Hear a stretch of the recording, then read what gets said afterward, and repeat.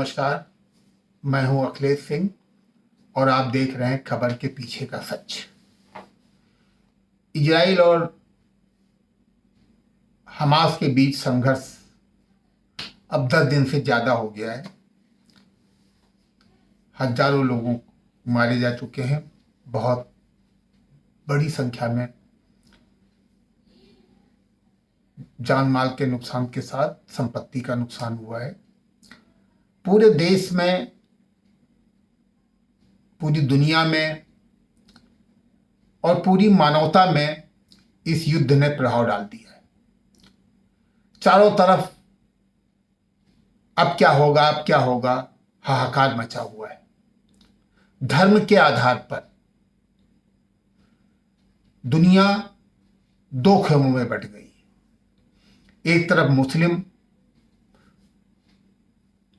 बहुसंख्यक सरकारें हैं, देश हैं। दूसरी तरफ क्रिश्चियन बाहुल्य देश हैं। कुछ देश ऐसे हैं जो मानवता के नाम पर और आतंकवाद की खिलाफत के नाम पर इजराइल के साथ हैं।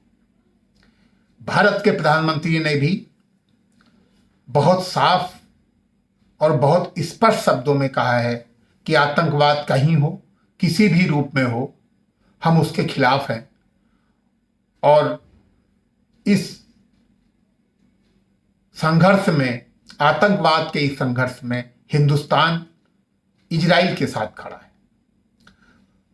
प्रधानमंत्री किसी देश का नहीं होता, मतलब प्रधानमंत्री किसी पार्टी का नहीं होता, वो देश का होता है। देश के रहने वाले हर नागरिक का होता है। उसकी बात, उसका सम्मान, देश के हर नागरिक का सम्मान होता है। और हमारा या इस देश के हर आदमी का कर्तव्य है, वो चाहे जो जिस जाति और धर्म का हो, कि वो प्रधानमंत्री की इज्जत करे और प्रधानमंत्री की बताई हुई लाइन का सपोर्ट करे। देश के अंदर राजनीति करना अलग बात है, लेकिन अंतर्राष्ट्रीय मुद्दे पे सरकार के स्टैंड को ही फॉलो किया जाना चाहिए। इस देश ने धर्म के आधार पर बहुत बड़ी त्रासदी देखी है। 1947 में इस देश ने खून खराबा देखा है। धर्म के आधार पर इस देश को बढ़ता हुआ देखा है। हजारों लोगों को, लाखों लोगों को घर बार छोड़कर एक से जगह से दूसरी जगह, जो आज गाजा से लोग कर रहे हैं, ये सन 47 में हिंदुस्तान ने देखा है। लाखों लोग दंगों में मारे गए हैं। उसके बाद भी हम उससे सबक नहीं ले रहे हैं। और उसके बाद पिछले 40-50 सालों से हम आतंकवाद देख रहे हैं। आप सोचिए, 2005 में दिल्ली में सीरियल ब्लास्ट हुआ जिसमें 62 लोग मारे गए। 2006 में बनारस में सीनियर ब्लास्ट हुए जिसमें 28 लोग मारे गए। 2006 में ही बंबई लोकल ट्रेन में ब्लास्ट हुए जिसमें 209 लोग मारे गए। 2007 में हैदराबाद में ब्लास्ट हुआ, 42 लोग मारे गए। 2008 में अहमदाबाद में ब्लास्ट हुआ, 56 लोग मारे गए। 2008 में जयपुर में हुआ, 63 लोग मारे गए। लगातार अभी कुछ साल पहले तक कहीं यहाँ बम फटे, कहीं वहाँ आतंकवादी घटनाएं हुई। श्रीनगर में, जम्मू में तो लगातार हो ही रहा था। इस देश में लोग ट्रेनों में चलने में डरने लगे थे। एक भय का वातावरण था। हिंदुस्तान में 2014 के बाद मोदी जी आए, उन्होंने अपनी नीति बदली।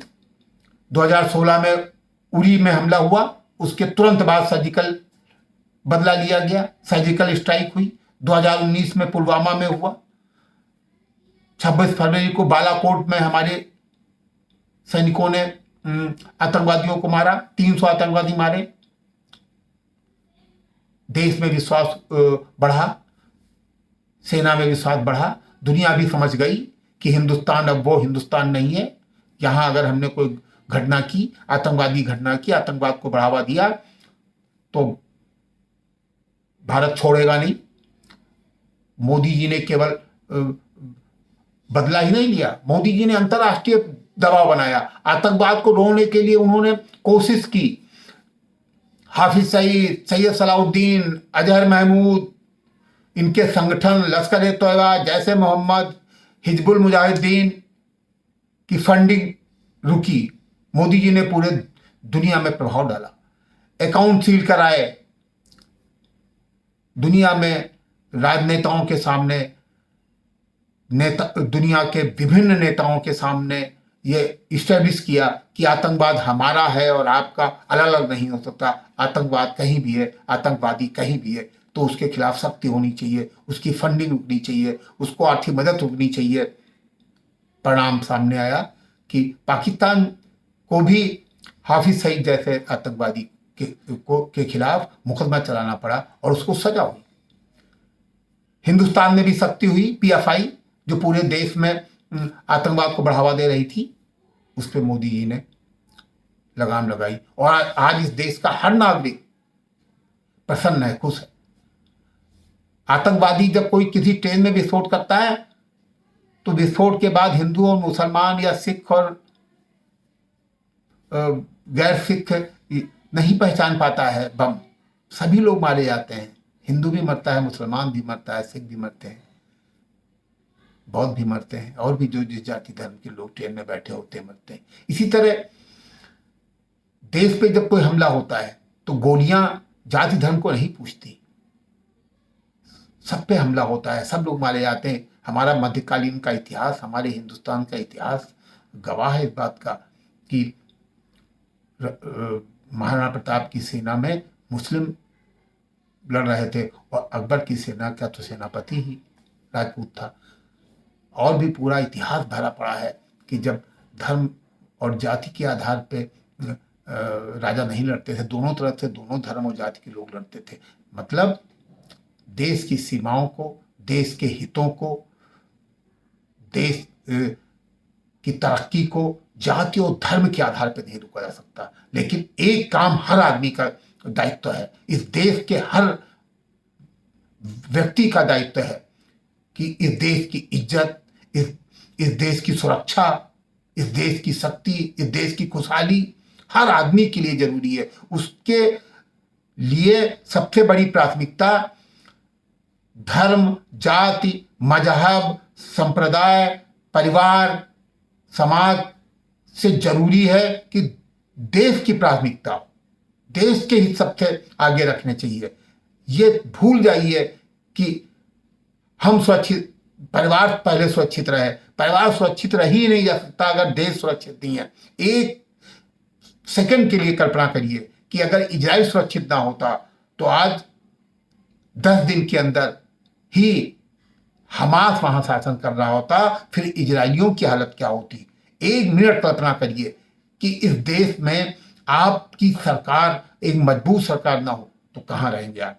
मित्रों, एक बहुत बड़ा प्रश्न है ये। इस देश के हर बुद्धिजीवी, हर समझदार व्यक्ति, हर वो व्यक्ति, विवेकशील व्यक्ति कि जो जानता है कि इस देश की इज्जत मतलब भारत के प्रधानमंत्री की इज्जत। भारत के प्रधानमंत्री ने यदि सोच समझ के ये निर्णय लिया है कि आतंकवाद का हम साथ नहीं देंगे, भारत ने क्लियर कर स्टैंड किया है कि फिलिस्तीन को एक प्रभु संपन्न देश की मान्यता मिलनी चाहिए, उसको इतनी सुविधा मिलनी चाहिए, लैंड मिलना चाहिए, मतलब प्रभुता संपन्न फिलिस्तीन एक राष्ट्र हो, इसके पक्ष में हिंदुस्तान है। लेकिन आतंकवादी संगठन की, आतंकवादी घटनाओं की हम आलोचना करते हैं और हम उनके साथ नहीं जिन्होंने आतंकवाद छेड़ा है। जो देश आतंकवाद से प्रभावित हैं, इस समय इजराइल प्रभावित है तो हम इजराइल के साथ हैं। हम सभी लोगों को इस बात का ध्यान रखना चाहिए कि प्रधानमंत्री ने जो कह दिया, और ये बड़ा दुर्भाग्य है कि हिंदुस्तान में ही अभिव्यक्ति के नाम पे अफजल हम शर्मिंदा हैं, तेरे कातिल जिंदा है। अफजल मतलब एक आतंकवादी, उसके पक्ष में इस देश में नारे लगा सकते हैं लोग और वो जेल से बाहर है। ये केवल हिंदुस्तान में हो सकता है। अभी मैं इस समय टीवी चैनल्स पे बहुत मौलाना कहते हुए मिल रहे हैं, मोदी जालिम, इजराइल जालिम, इसलिए जालिम जालिम एक साथ। भारत के प्रधानमंत्री को ये, या आपके प्रधानमंत्री को, वो किसी पार्टी के प्रधानमंत्री थोड़े, वो देश का प्रधानमंत्री है, उसके प्रति ऐसे शब्द कहने वालों को शर्म नहीं आती? उनके खिलाफ पुलिस कार्रवाई नहीं करती? उनको छोड़ना नहीं चाहिए। इनके ऐसे लोगों के खिलाफ सख्त कार्रवाई करनी चाहिए। ये अभिव्यक्ति का सम्मान नहीं है, ये अभिव्यक्ति का अनादर है, ये अभिव्यक्ति का दुरुपयोग है। ऐसे किसी भी व्यक्ति को जो और कभी भी किसी भी पार्टी का हो और किसी भी पार्टी का प्रधानमंत्री हो, अगर उसकी कोई इस तरह विदेश नीति में इस तरह की आलोचना करता है तो वो इस देश का बहुत आलोचना का पात्र होना चाहिए। हम सभी लोगों को ऐसे व्यक्तियों का निश्चित रूप से बहिष्कार करना चाहिए। किस तरह बहिष्कार करेंगे? कानून के अंतर्गत बहिष्कार। जय हिंद।